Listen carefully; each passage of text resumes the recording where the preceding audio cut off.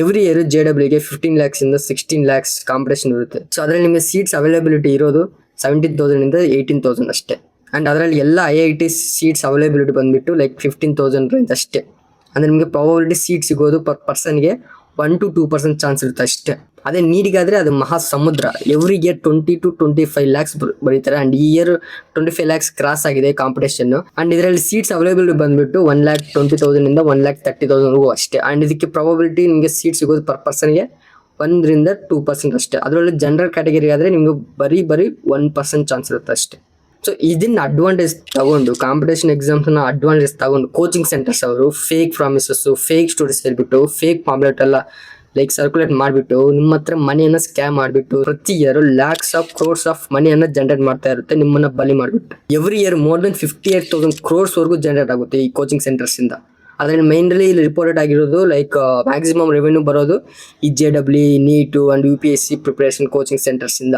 ನೀವು ಅನ್ಕೋಬಹುದು coaching centre ಹೋದ್ರೆ ಒಳ್ಳೆ ರ್ಯಾಂಕ್ ಬರುತ್ತೆ, ಎಲ್ಲ ಅವ್ರು ಪ್ರಾಮಿಸ್ ಮಾಡ್ತಾವ್ರೆ, ಗ್ಯಾರಂಟಿ ಕೊಡ್ತಾವ್ರೆ ಅಂತ. ಕೊಡ್ತಾವ್ರೆ, ಬಟ್ ರ್ಯಾಂಕಿಂಗ್ ಬರ್ತಾ ಇದೆ ಕೋಚಿಂಗ್ ಸೆಂಟರ್ಸ್ ಅಲ್ಲಿ. ಬಟ್ ಎಷ್ಟು ಬರ್ತಾ ಇದೆ? Suppose if you take any coaching centre, ಇಲ್ಲಾಂದ್ರೆ ನೀವೇನೋ ನಿಯರೆಸ್ಟ್ ಕೋಚಿಂಗ್ ಸೆಂಟರ್ ತಗೊಂಡ್ರೆ, ಫಾರ್ ಸಪೋಸ್ ಏನೋ ಬೆಂಗಳೂರಲ್ಲಿ ಒಂದು ಕೋಚಿಂಗ್ ಸೆಂಟರ್ಸ್ ಅಲ್ಲಿ like n number of batches ಇರುತ್ತೆ. ಬ್ಯಾಚಸ್ 1, ಬ್ಯಾಚ್ 2, ಬ್ಯಾಚ್ 3 ಅಂಡ್ ಅದರಲ್ಲೂ ಪ್ರೀಮಿಯಂ ಬ್ಯಾಚ್ ಅಂತೆ, ಮತ್ತೆ star batch, second star batch ಅಂತ. ಸೊ ಒಂದೊಂದು ಬ್ಯಾಚ್ ಅಲ್ಲಿ ಲೈಕ್ 100 to 150 ಸ್ಟೂಡೆಂಟ್ಸ್ ಸೇರಿದ್ರೆ ಲೈಕ್ ಒಂದೊಂದು ಕೋಚಿಂಗ್ ಸೆಂಟರ್ಸ್ ಅಲ್ಲಿ ಪ್ರತಿ ಇಯರ್ 1000 ಮೆಂಬರ್ಸ್, 1000 ಸ್ಟೂಡೆಂಟ್ಸ್, 1500 ಸ್ಟೂಡೆಂಟ್ಸ್ ವರೆಗೂ ಇರ್ತಾರೆ ಒಂದೊಂದು ಕೋಚಿಂಗ್ ಸೆಂಟರ್ಸ್ ಅಲ್ಲಿ. ಆಗ ಒಂದೊಂದು ಕೋಚಿಂಗ್ ಸೆಂಟರ್ಸ್ ಅಲ್ಲಿ ಆಫ್ಟರ್ ರಿಸಲ್ಟ್ ಆದ್ಮೇಲೆ ಅವರು ಪಾಂಪ್ಲೆಟ್ ಅಲ್ಲಿ ಎಷ್ಟು ಸ್ಟೂಡೆಂಟ್ಸ್ ಅನ್ನು ಮೆನ್ಷನ್ ಮಾಡ್ತಾರೆ, 50, 75, 100 ಇಲ್ಲ 200 ಮೆಂಬರ್ಸ್ನ ಪಾಂಪ್ಲೆಟ್ ಅಲ್ಲಿ ಪಬ್ಲಿಷ್ ಮಾಡ್ತಾರೆ. ಇಷ್ಟು ಸ್ಟೂಡೆಂಟ್ಸ್ ನಮ್ಮಲ್ಲಿ ಕೋರ್ಸ್ಗೆ ಜಾಯ್ನ್ ಆಗಿಬಿಟ್ಟು ಇಷ್ಟೊಂದು ರ್ಯಾಂಕ್ ಪಡೆದವ್ರೆ ಅಂತ. But remaining 800 members, 900 members and remaining 800, 900 students ಅವ್ರ ಪೇರೆಂಟ್ಸ್ ಸ್ಯಾಲ್ರಿನ ಫೀಸಾಗಿ ಪೇ ಮಾಡಿರ್ತಾರೆ. ಆ್ಯಂಡ್ ಕೆಲವೊಬ್ರು ಲೈಕ್ ಲೋನ್ ಮಾಡಿ ಲೈಕ್ ಫೀಸನ್ನು ಪೇ ಮಾಡಿರ್ತಾರೆ. ಸೊ ಈಗ 2 years ಆಗೋಗಿದೆ, 1 year ಆಗೋಗಿದೆ, ಅದ್ ಕಡೆ ರ್ಯಾಂಕು ಇಲ್ಲ, ಅದ್ ಕಡೆ ಲೋನು ಹೋಗಿದೆ. ಸೊ ಈಗ ಅವ್ರೇನು ಮಾಡಬೇಕು? ಇನ್ನೊಂದ್ಸಲ ಲಾಂಗ್ ಟರ್ಮ್ ಮಾಡೋಣ ಅಂತಂದರೆ ಮನಿ ವೇಸ್ಟ್, ಟೈಮು ವೇಸ್ಟ್. ಸ್ವಲ್ಪ ಮತ್ತೆ ರ್ಯಾಂಕ್ ಬರಲಿಲ್ಲ ಅಂತಂದರೆ ಈಗ ಈ ಕೋಚಿಂಗ್ ಸೆಂಟರ್ಸ್ ಏನಾಗಿದೆ ಅಂತಂದರೆ ನಿಮ್ಗೆ ಅವರು ಅಪ್ರೋಚ್ ಆದಾಗ ಅವ್ರಿಗೆ ಫಸ್ಟ್ ಆಫ್ ಆಲ್ ಅವ್ರಿಗೆ ಪಕ್ಕ ಗ್ಯಾರಂಟಿ ಕೊಡ್ತಾರೆ. ನೀವು ಡಲ್ಲರ, ನೀವು ಆವರೇಜ್ ಸ್ಟೂಡೆಂಟ, ಟಾಪರ್ ಏನಾಗಿ ಆಗಿರಲಿ ನಿಮಗೆ ಪಕ್ಕ 600 ಎಬೋವ್ ಮಾರ್ಕ್ಸ್ ಬರುತ್ತೆ, ನಿಮ್ಗೆ ಪಕ್ಕ ನೀಟಲ್ಲಿ JEE ಪಕ್ಕ ಸೀಟ್ ಸಿಗುತ್ತೆ ಅಂತ. ಅದಾದಮೇಲೆ ಅದೇ ಈಗ ರಿಮೈನಿಂಗ್ 800, 900 ಸ್ಟೂಡೆಂಟ್ಸ್ ಇದಾರಲ್ಲ, ಸೊ ಅವ್ರಿಗೆಲ್ಲ ಒಂದೇ ಡೈಲಾಗ್ ಕೇಳ್ತಾರೆ, ನಮ್ಮ ಕಡೆ ಎಫರ್ಟ್ಸ್ ಎಲ್ಲ ಹಾಕಿದ್ದೀವಿ, ಬಟ್ ನಿಮ್ಮ ಕಡೆ ಎಫರ್ಟ್ಸ್ ಸಾಕಾಗಿಲ್ಲ ಅಂತ. ಅದು ಒಂದೇ ಡೈಲಾಗ್ಗೆ ನಿಮ್ಗೆ ಹೇಳ್ತಾರೆ. ಆ್ಯಂಡ್ ಈ ಡೈಲಾಗ್ ನಿಮಗೆ ಅಡ್ಮಿಷನ್ ಮುಂಚೆ ಇರಲ್ಲ. ಸೊ ಎಲ್ಲ ಆದಮೇಲೆ ನಿಮ್ಗೆ ರ್ಯಾಂಕ್ ಬರಲ್ಲ ನೋಡಿ, ಅವಾಗ ಹೇಳ್ತಾರೆ ನಿಮ್ಮ ಎಫರ್ಟ್ಸ್ ಸಾಕಾಗಿಲ್ಲ ಅಂತ. ನಾನು ನನ್ನ ಲೈಫಲ್ಲಿ 20 years ಆಫ್ ಮೈ ಲೈಫಲ್ಲಿ ನಾನು ಏನಾದರೂ ಬಿಗ್ಗೆಸ್ಟ್ ಪಾಸಿಟಿವ್ ಏನಾದರೂ ಸ್ಟೆಪ್ ತೊಗೊಂಡಿದ್ದೀನಿ ಅಂತಂದರೆ that is not going to coaching centres are not taking any long term. ನಾನು 12th ಆದಮೇಲೆ ನನಗೆ 12th friends, 10th friends like more then 10 members ಮಚ್ಚ ಬಾರೋ ಲೈಕ್ ಲಾಂಗ್ ಟರ್ಮ್ ತಗೋಣ, JEE ಹೋಗೋಣ, ಲೈಕ್ ನೀಟ್ ಕ್ರ್ಯಾಕ್ ಮಾಡೋಣ, ಈ ಕೋಚಿಂಗ್ ಸೆಂಟರ್ಗೆ ಹೋಗೋಣ, ಒಳ್ಳೆ ಲೈಕ್ 620 ಮಾರ್ಕ್ಸ್ ಯಾರು ಬಂದೈತಂತೆ, ಇಲ್ಲಾಂತಂದರೆ ಲೈಕ್ 720 ಬಂದೈತೆ, 650 ಮೇಲೆ ಲೈಕ್ 50 ಮೆಂಬರ್ಸ್ ಬಂದಿದೆ ಅಂತ, ಈ ಕೋಚಿಂಗ್ ಸೆಂಟರ್ ಹೋಗೋಣ ಅಂತ. ಆ್ಯಂಡ್ ಆಲ್ಸೋ ನಮ್ಮ ಫ್ಯಾಮಿಲಿ ಮೆಂಬರ್ಸ್ ಲೈಕ್ ನಮ್ಮ ಪೇರೆಂಟ್ಸೇ ಲೆಟ್ಸ್ ಗೋ, ಹೋಗೋ ಲಾಂಗ್ ಟರ್ಮ್ ಹೋಗೋ, I can play, we will pay money, so pay ಮಾಡ್ತೀವಿ ಮನಿ, ಏನು ಟೆನ್ಷನ್ ಹೋಗಬೇಡ, ನೀನು ಹೋಗೋ ಲಾಂಗ್ ಟರ್ಮ್ ಮಾಡೋ ಅಂತ. ಸೊ ನನಗೆ ಇಂಟ್ರೆಸ್ಟ್ ಇಲ್ಲ bro, long term. 1 year full dead lock ಆಗಿ ಈ ಸೋಷಿಯಲ್ ಮೀಡಿಯಾ ಅವು ಇವು ಲೈಕ್ ಇಂಟರ್ನೆಟ್ ಆ್ಯಕ್ಸಸ್ಸು ಇಲ್ಲ ಅಂತಂದರೆ ನನಗೆ ಏನು ಪಬ್ಲಿಕ್ ಪ್ರೆಸೆನ್ಸ್ ಇಲ್ದಿರ ಡೆಡ್ ಲಾಕ್ ಆಗಿ 1 year ಓದೋಕ್ಕೆ ನನಗೆ ಇಂಟ್ರೆಸ್ಟ್ ಇಲ್ಲ. ನನ್ನ ಫ್ರೆಂಡ್ಸ್ ಮೋಟಿವೇಟ್ ಮಾಡ್ತಾವ್ರೆ, ನಮ್ಮ ಪೇರೆಂಟ್ಸ್ ಮೋಟಿವೇಟ್ ಮಾಡ್ತಾವ್ರೆ. ಸೊ ಸುಮ್ಮನೆ ನಾನು ಲಾಂಗ್ ಟರ್ಮ್ ಹೊರಟೋಗ್ಬಿಟ್ರೆ ನನಗೆ ಮತ್ತೆ ನಾನು ಅದರಲ್ಲಿ ಎಫರ್ಟ್ ಹಾಕಿಲ್ಲ ಅಂತಂದರೆ ಸುಮ್ಮನೆ ವೇಸ್ಟ್. ನೀವು ಅನ್ಕೋಬೋದು ಮತ್ತೆ ನಮ್ಮ ಫ್ರೆಂಡ್ಸ್ಗೆ ಹೋಗ್ತಾರೆ ನಾವು ಹೋಗೋಣ ಅಂತ. ಫಾರ್ ಸಪೋಸ್ ಒಂದು ಹೇಳ್ತೀನಿ ನಿಮಗೆ, ಫಾರ್ ಸಪೋಸ್ ನೀವು ನಿಮ್ಮ ಫ್ರೆಂಡ್ಸ್ ನಿಮಗೆ ನಂಬಿ ನೀವು ಹೋಗ್ತೀರಾ, ಲಾಂಗ್ ಟರ್ಮ್ ಹೋಗ್ತೀರಾ, ಚೆನ್ನಾಗಿ ಪ್ರಿಪೇರ್ ಆಗ್ತೀರಾ. ಫಾರ್ ಸಪೋಸ್ ನಿಮ್ಮ ಫ್ರೆಂಡಿಗೆ ರ್ಯಾಂಕ್ ಬಂದಿರುತ್ತೆ, ನಿಮಗೆ ಬಂದಿರಲ್ಲ. ಆಗ ನಿಮ್ಮ ಫ್ರೆಂಡು ರ್ಯಾಂಕ್ ಅದನ್ನು ಯೂಸ್ ಮಾಡಿಕೊಂಡು ಅವ್ನು ಕಾಲೇಜ್ಗೆ ಹೊರಟೋಗ್ತಾನೆ. ನೀನು ಅದೇ ನಿಮ್ಮ ಫ್ರೆಂಡು ಏನು ನಿಮಗೆ ಸೀಟ್ ಸಿಗಲಿಲ್ಲ ಅಂತ ಮತ್ತೆ ಅವ್ನು ಇನ್ನೊಂದ್ಸರಿ ನಿಮ್ಗೆ ಲಾಂಗ್ ಟರ್ಮ್ ಮಾಡ್ತಾನೆ, ಇಲ್ಲ ಅಂತ ನಿಮ್ಮ ಜೊತೆ ಇರ್ತಾನ, ನೀವು ಹೋಗಲ್ಲ, ನನಗೆ ರ್ಯಾಂಕ್ ಬಂದಿದ್ದು ನಾನು ಕಾಲೇಜ್ಗೆ ಹೋಗೋದು ಹೊರಟೋಗ್ತಾನೆ ನಾನು. ಸೊ ಈ ಥರ ಕೋಚಿಂಗ್ ಸೆಂಟರ್ ಎಲ್ಲನೂ ಸ್ಕ್ಯಾಮ್ ಮಾಡ್ತಾರೆ, ಫೈನಾನ್ಷಿಯಲ್ ಸ್ಕ್ಯಾಮು, ಫ್ರಾಡ್ ಎಲ್ಲ ಮಾಡ್ತಿದೆ. ಲೈಕ್ ಯಾರ್ದೋ ಲೈಕ್ ಫ್ಯೂ ಮೆಂಬರ್ಸ್ನು ಅವರು ಪಾಪ ಸ್ಟ್ರಗಲ್ ಮಾಡಿಬಿಟ್ಟು ಸ್ಟೂಡೆಂಟ್ಸು ಇದು ಲೈಕ್ ರ್ಯಾಂಕನ್ನು ಅವ್ರು ಪಡೆದಿರ್ತಾರೆ. ಸೊ ಅದನ್ನು ಯೂಸ್ ಮಾಡ್ಕೊಂಡು ಇವರು ಲೈಕ್ ನಮ್ಮ ಕೋಚಿಂಗ್ಸಿಂದನೇ ಇವರು ಬಂದಿರೋದಂತ. ಇನ್ನು ರಿಮೈನಿಂಗ್ ಒಂದು ಥಿಂಗ್ ಹೇಳ್ಬೇಕಂತಂದರೆ, ನಾನು ಯಾವುದನ್ನು ಲೈಕ್ ರಿಸರ್ಚ್ ಮಾಡೋವಾಗ ಒಂದು ನೋಡಿದ್ದೆ, ಒಂದೇ ಸ್ಟೂಡೆಂಟು ಒಂದೇ student multiple coaching centres news paper ಬಂದಿತ್ತು. ಇವನು ನಮ್ಮದ್ರಲ್ಲೇ ಕೋಚಿಂಗ್ ಸೆಂಟರಲ್ಲಿ ಇವನು ಸ್ಟಡಿ ಮಾಡಿದ್ದು. ಸೊ ಇವನಿಗೆ ಫಸ್ಟ್ ರ್ಯಾಂಕ್ ಬಂದಿದೆ ಅಂತ. ಸೊ ನೀವೇ ನಮಗೆ ಫಸ್ಟ್ ಆಫ್ ಆಲ್ ನೀವೇನಾದ್ರೂ ಸೆಕೆಂಡ್ ಪಿ ಯು ಸಿ ಒಂದೇ 5-6 ಕಾಲೇಜಸ್ ನೀವೇನು ಸ್ಟಡಿ ಮಾಡ್ತೀರಾ, ಅದು ಇಂಪಾಸಿಬಲ್ ಅದು. So how can like coaching centres ಅವರು ಇವು ನಮ್ಮ ಕೋಚಿಂಗ್ ಸೆಂಟರಲ್ಲೇ ಪ್ರಿಪೇರ್ ಆಗಿರೋದಂತ 5-6 ಕೋಚಿಂಗ್ ಸೆಂಟರ್ಸಲ್ಲಿ ಮೆನ್ಷನ್ ಮಾಡ್ತಾರೆ ಅದನ್ನು. ಇದು ಏನು ಸಿಗ್ನಲ್ ನಿಮಗೆ? This is a fraud, this is a scam ಅಂತ ಇದು ಸಿಗ್ನಲ್ ಇದೆ. ಸೊ ಒಂದೊಂದು ಕೋಚಿಂಗ್ ಸೆಂಟರ್ ಫೀಸ್ ಎಷ್ಟಿರುತ್ತೆ ಅಂತಂದರೆ, ಫಾರ್ ಎಕ್ಸಾಂಪಲ್ KCET ಆದ 1 lakhs, 2 lakhs, 3 lakhs. For example ನೀವೇನು 2 years ಲಾಂಗ್ ಟರ್ಮ್ ತೊಗೋಬೇಕಂತಂದರೆ ಕಂಟಿನ್ಯೂಸ್ಸು ಪ್ಯಾಕೇಜ್ 4 lakhs ಅಂತೆ, 3.5 lakhs ಅಂತೆ.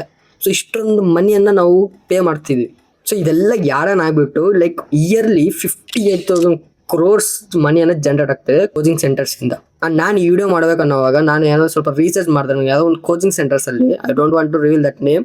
ಆ್ಯಂಡ್ ಆ ಕೋಚಿಂಗ್ ಸೆಂಟರ್ಸ್ ನಾನು ರಿಸರ್ಚ್ ಮಾಡುವಾಗ ಒಂದೇ ಕೋಚಿಂಗ್ ಸೆಂಟರ್ಸಲ್ಲಿ ಮೋರ್ ದೆನ್ 50 lakhs ಸ್ಕ್ಯಾಮ್ ನಡೆದಿದೆ. ಅದರಲ್ಲಿ 54 ಆಸ್ಪಿರೇಟ್ಸ್ ಇದ್ದಾರೆ. ಅದರಲ್ಲಿ 43 members girls and remaining boys. ಒಬ್ಬೊಬ್ಬರ ಹತ್ರ 50,000 1 lakh ಅನ್ನೋದು ಅವರು ಮನೆಯನ್ನು ಕ್ಲೈಮ್ ಮಾಡೋರೆ. ಆ್ಯಂಡ್ ಇನ್ನೊಂದು ಕೋಚಿಂಗ್ ಸೆಂಟರ್ಸಲ್ಲಿ ಲೈಕ್ JEE ಪ್ರಿಪ್ರೇಷನ್ ಅನಿಸುತ್ತೆ. ಸೊ ಅದರಲ್ಲಿ 8 officials from 1 coaching centres more than 3 crores ಮನೆಯನ್ನು ಕಲೆಕ್ಟ್ ಮಾಡೋರು. That is scam. ಬೇಕಾದ್ರೆ ಪ್ರೂಫ್ಸ್ ಅದನ್ನು ಡಿಸ್ಪ್ಲೇ ಮಾಡಿರ್ತೀನಿ, ನೀವೇ ನೋಡಿ. ಸೊ ಜಸ್ಟ್ ಇವೇ ಅಲ್ಲ. ಸೊ ಇನ್ನೂ ನೀವು ಹೋಗ್ತಿದ್ರೆ ಇನ್ನೂ ಸ್ಕ್ಯಾಮ್ಸ್ ಬರ್ತಾನೆ ಇರ್ತೀನಿ. ಬೇಕಾದ್ರೆ ಗೂಗಲ್ ಮಾಡಿ. ಸೊ ಈ coaching centre first every year ಎಷ್ಟು ಜನರೇಟ್ ಮಾಡುತ್ತೆ ಏನು ಅಂತ ನಿಮಗೆ ಗೊತ್ತಾಗುತ್ತೆ.